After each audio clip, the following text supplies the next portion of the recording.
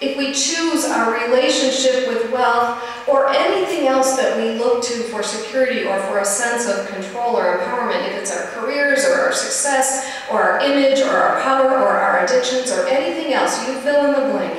If we choose to trust those places as that which give us control and security, then we can expect to live with much anxiety.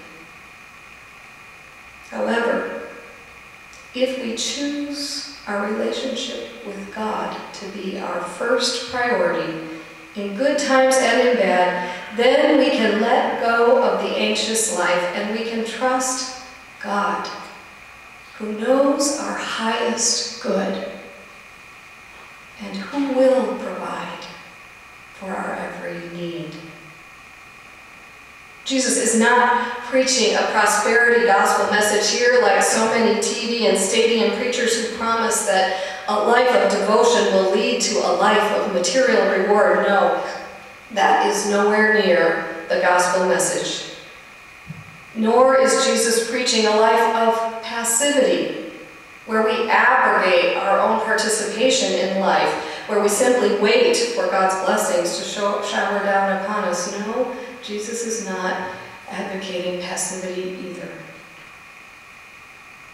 Rather, he is inviting us to make a key choice, to get our identities and priorities straight, to live as baptized Christians who find our true identity in our relationship with God and whose priority is to live out our call as citizens of God's kingdom.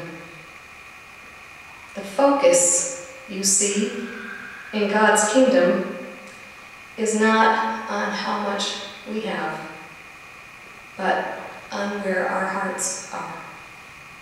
The focus is not on acquisition of money or power or title or anything else, but instead it's on vision.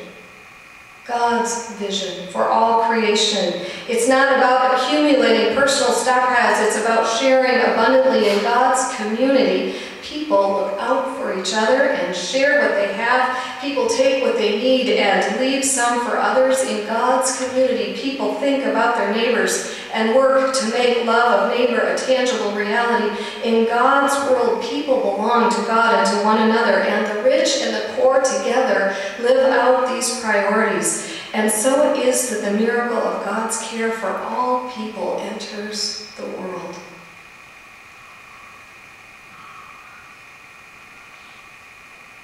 Jesus knows we are not exempt from worry and anxiety. Otherwise, he wouldn't have needed to preach this sermon to his disciples. However, in the midst of those very human experiences, Jesus offers us another path to place our trust in God, who will not leave us without resources or support, who will bind us to himself and to one another in love. God who may not provide all we want, but has promised to be with us in all things and provide what we need. I remember a conversation with one who was facing a life-threatening illness. "What can I pray for?" she asked. I said, "You can pray for what you want, and you can pray for what you need. And you can trust that God will hear all of your prayers, and you can trust that God will provide all that you need."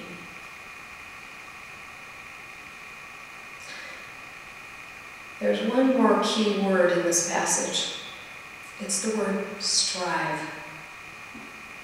Do not be like the Gentiles, says Jesus. Read that, the pagans. Read that, people of no faith. Do not be like people who do not have their lives oriented around faith. They strive after the things of this world, says Jesus. But rather, be those who strive after the things of God, and all will be given to you. We know what striving is, don't we? We're people who strive well. To strive is to pursue, it is to invest energy toward, it is to do something, to achieve or get something, to compete for something, to struggle, to pull out all the stops, to make every effort, to do your utmost. We know what it means to strive, and we are good at striving. Says Jesus, do not strive after the things of this world. Rather, strive for the things of the kingdom, and all these other things will be given you as well. We know how Master Mammon would define our striving, but let us be those who consider how our Master Jesus would call us to strive. For starters, after the fruits of the Spirit, love and joy and peace and patience and gentleness and kindness and self-control and justice and righteousness and love of neighbor as love of self and love of God with all our heart, mind, body, and soul, let us strive for these things. And let us trust God's promise that we will be given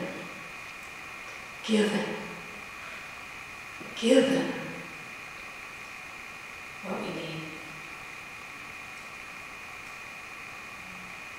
So be it. And may it be so.